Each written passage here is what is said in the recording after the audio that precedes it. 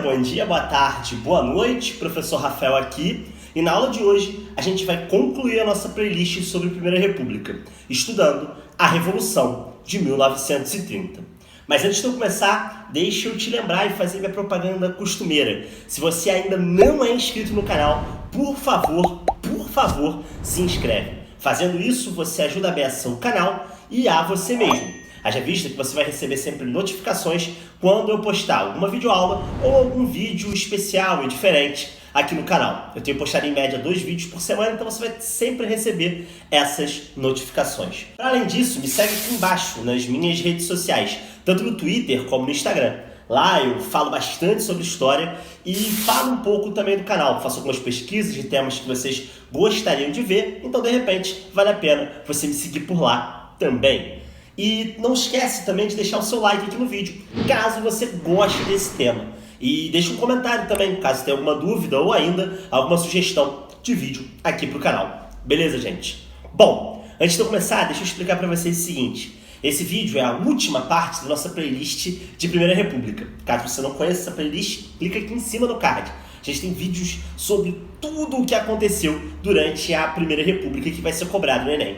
Mas para você assistir essa aula de fato, você precisa mandatoriamente ter assistido a 2 vídeos, que é o vídeo de estrutura política da República Oligárquica e também o vídeo de crise dos anos 20. Se você ainda não viu esses 2 vídeos, clica aqui em cima no card, vai lá, assiste esses vídeos e depois volta aqui para entender tudo sobre a Revolução de 30. Bom, por Revolução de 30 a gente chama o evento que colocou fim à chamada Primeira República, ou ainda a República Oligárquica. Ocorrida em 1930, logicamente, a Revolução de 30 é a soma do descontentamento de diversos agentes, ou seja, de diversos atores sociais que surgiram a partir dos anos 10 e dos anos 20 no Brasil.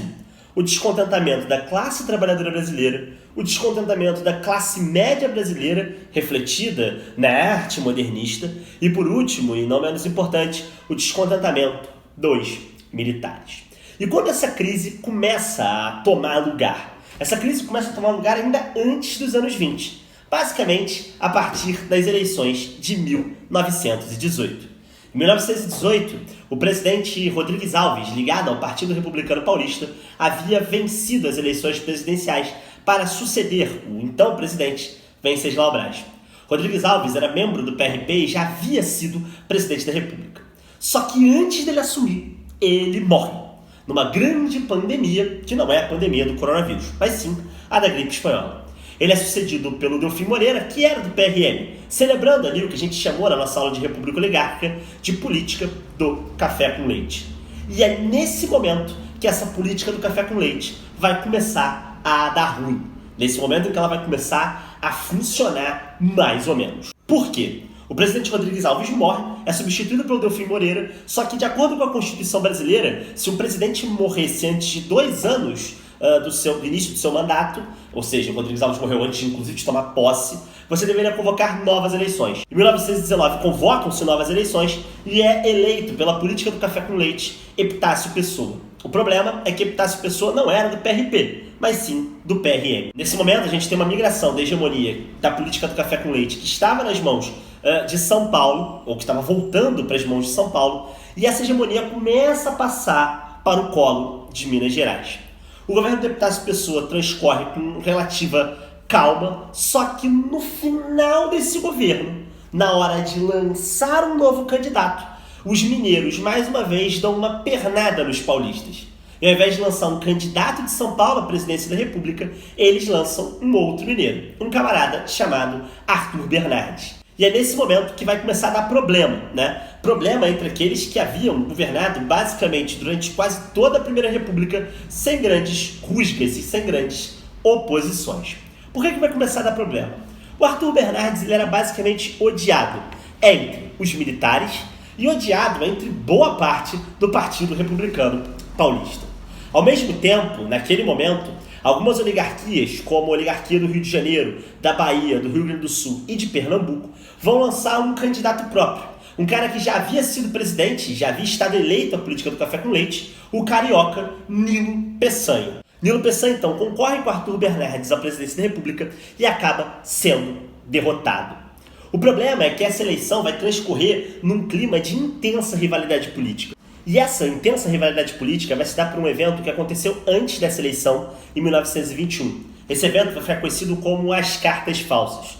Essas cartas falsas foram cartas em que o então candidato à presidência, ou presidenciável ainda, Arthur Bernardes, teria enviado para um aliado político, um senador chamado Raul Soares, em que ele dizia, basicamente, que a reação republicana, ou seja, a aliança entre as oligarquias dissidentes que pretendia apoiar o Nilo Peçanha, estava planejando um golpe de Estado, caso não vencesse as eleições.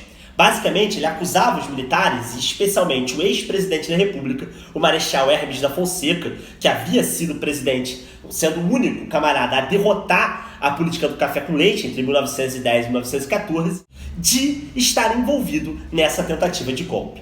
Essas cartas vão gerar uma grande comoção dentro do exército. Haja vista que o coitado do Hermes da Fonseca já estava praticamente aposentado da vida pública. Isso vai fazer com que as eleições transcorram num clima de tensão máximo.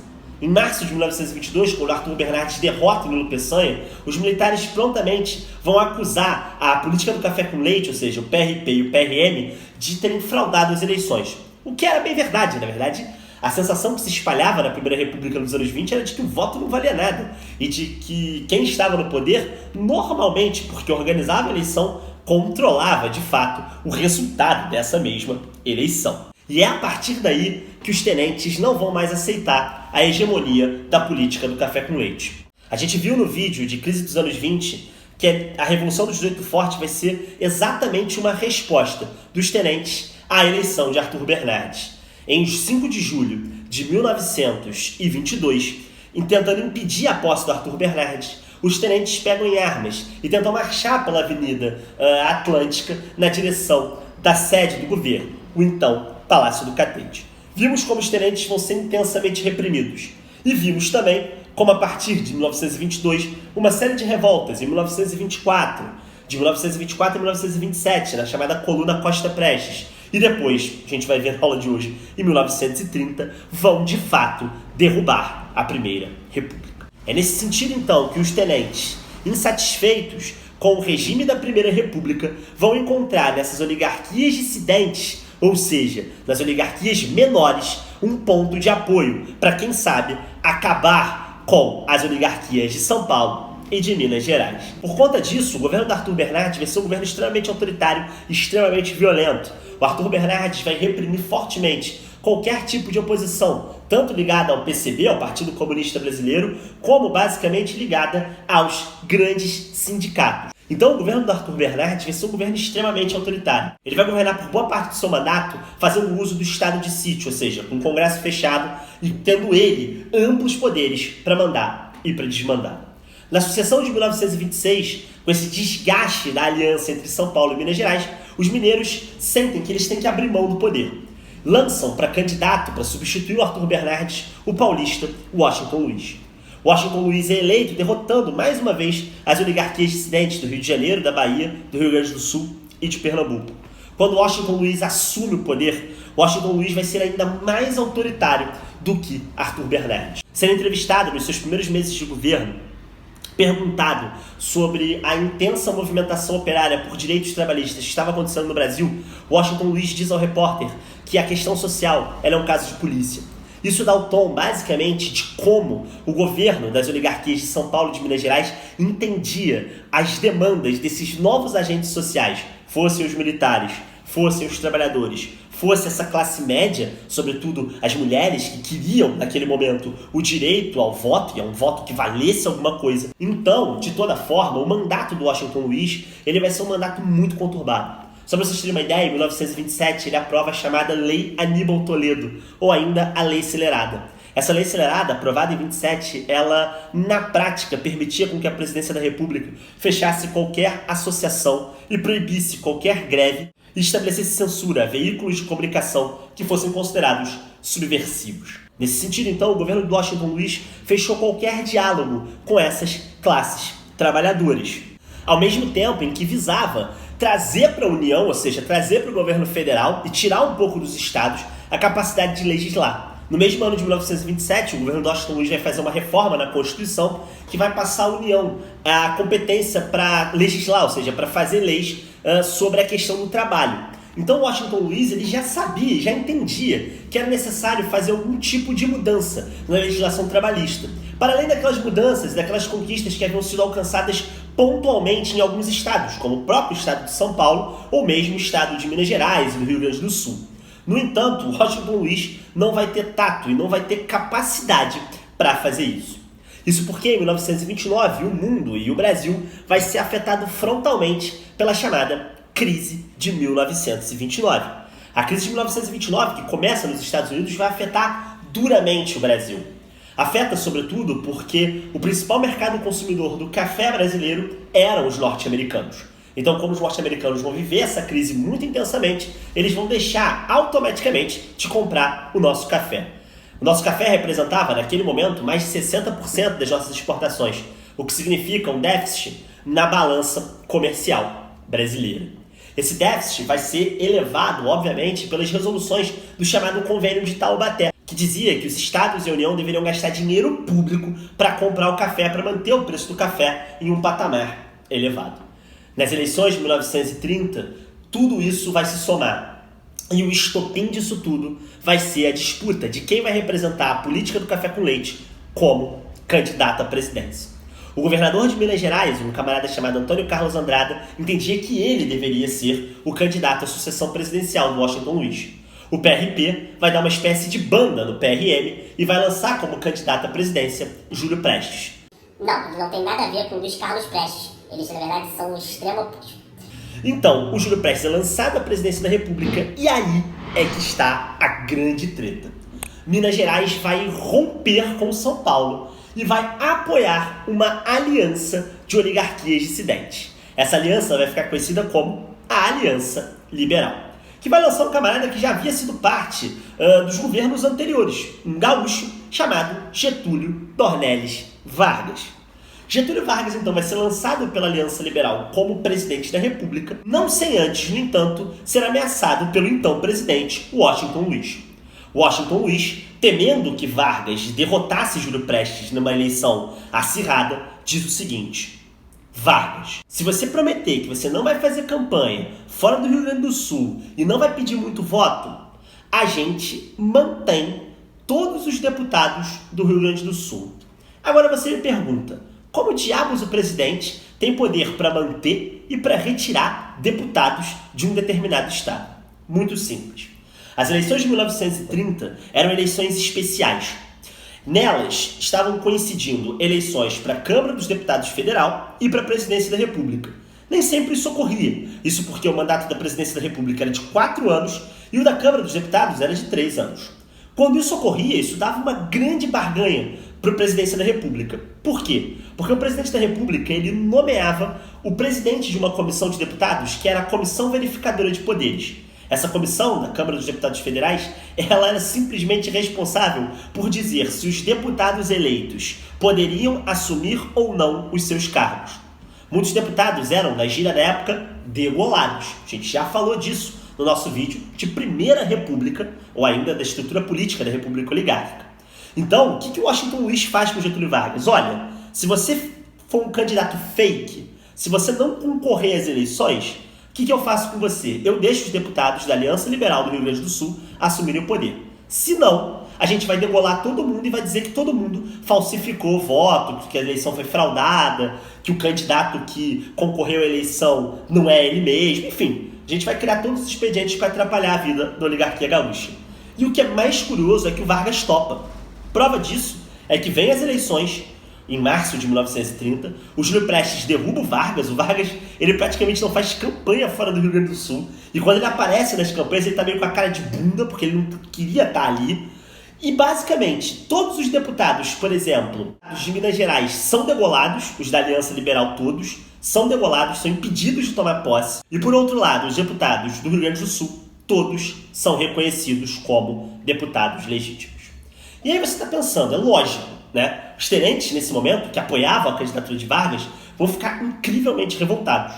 Os militares vão começar a articular um golpe de Estado. Mas naquele momento ainda faltava um motivo. Ainda faltava, de fato, uma coisa que fosse mais convincente do que simplesmente a acusação de fraude eleitoral. Haja vista, logicamente, que se por um lado a oligarquia de São Paulo tinha fraudado as eleições, por outro lado era também verdade que a Aliança Liberal não tinha ficado para trás. As fraudes eram mecanismos comuns. A única questão é que São Paulo conseguia fraudar mais votos, haja vista que teve apoio de 17 outros estados da Federação Brasileira. Só que as coisas vão mudar a partir de julho de 1930.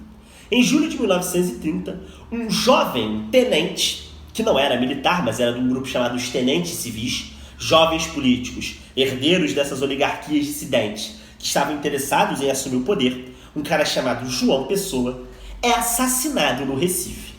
João Pessoa havia tido um caso com a mulher de um rival político seu, o jornalista João Dantas. O João Dantas descobre, invade um café na cidade de Recife e senta a bala, ou seja, atira no João Pessoa. O João Pessoa é morto e isso gera uma grande comoção, isso dá no jornal. E dá no jornal não como corno mata amante de esposa, dá no jornal como João Pessoa é a vítima de um assassinato político. Naquele momento, a Aliança Liberal vai saber manipular muito bem isso. E vai transformar isso num crime político que muito provavelmente teria como pano de fundo os interesses das autoritárias oligarquias paulistas, para tentar controlar, de fato, a revolta popular contra o mecanismo da degola e contra as acusações de fraude nas eleições de 1930. É a partir de julho que o golpe se torna inevitável, tendo apoio já de boa parte da classe trabalhadora, que entendia que não era possível continuar naquele governo da Primeira República, tendo apoio das armas dos tenentes, que vão empurrar os generais da época para a realização desse golpe, e tendo apoio de toda a classe média brasileira, que urgia, a partir daquele discurso artístico do modernismo, por uma nova proposta de sociedade. A outubro de 1930, os militares pegam em armas e começam a marchar na direção da capital, do Rio de Janeiro. Esse golpe, articulado pela Aliança Liberal, ele é levado a cabo pelos tenentes. Isso faz com que boa parte dos militares se envolva no processo de tomada do poder. Isso dá origem a uma frase muito famosa, que antecede um pouco a Revolução de 30, que é a do próprio governador de Minas, Antônio Carlos de Andrade. Diz ele o seguinte: façamos a revolução antes que o povo a faça. A ideia do Antônio Carlos de Andrade era muito simples. Ou a Aliança Liberal se aliava aos militares e tomava o poder, ou o Brasil poderia estar em vias de uma experiência muito mais radical, talvez ligada ao comunismo. Em certo sentido, então, no Rio de Janeiro, depois do início dessa revolução em 3 de outubro, os militares vão chegar ao Rio de Janeiro por volta do dia 24. Cercarão a sede do governo e darão um ultimato ao presidente Washington Luiz. Ou ele renuncia do cargo, ou ele é preso. Washington Luiz se nega a renunciar do cargo e acaba preso. No dia 1º de novembro, a revolução já estava praticamente encerrada. Os militares do Rio Grande do Sul, os tenentes rio-grandenses, amarram os cavalos no obelisco da Praça Central, o que era um símbolo e uma promessa de que a revolução havia logrado a vitória. Desde o dia 24 de outubro, assumiram o poder um governo provisório. Esse governo provisório, ainda a junta provisória, era composta por 3 generais: Tasso Fragoso, Mena Barreto e João de Deus. Esses militares vão passar o poder exatamente um mês depois do início da Revolução, a 3 de novembro de 1930, para o candidato derrotado da Aliança Liberal, Getúlio Dornelles Vargas. Vargas assume o poder, como mostra essa foto aqui ao lado, fardado de militar. Esse é um caso sem precedentes na história brasileira e que mostra não só a centralidade dos militares da Revolução, ou ainda no golpe de 1930, e sobretudo também o peso que eles terão durante a chamada Era Vargas. Nesse momento chega ao fim a Primeira República e tem início na história brasileira a chamada Era Vargas, que duraria 15 anos e que coadunaria o avanço dos direitos trabalhistas por um lado e, por outro lado, o avanço do autoritarismo no Brasil. Bom, galera, essa foi a nossa aula de Revolução de 30, eu espero que vocês tenham gostado. Se vocês gostaram, compartilha com os coleguinhas, deixa o seu like aí e deixa um comentário também, beleza? Um abraço e até a próxima.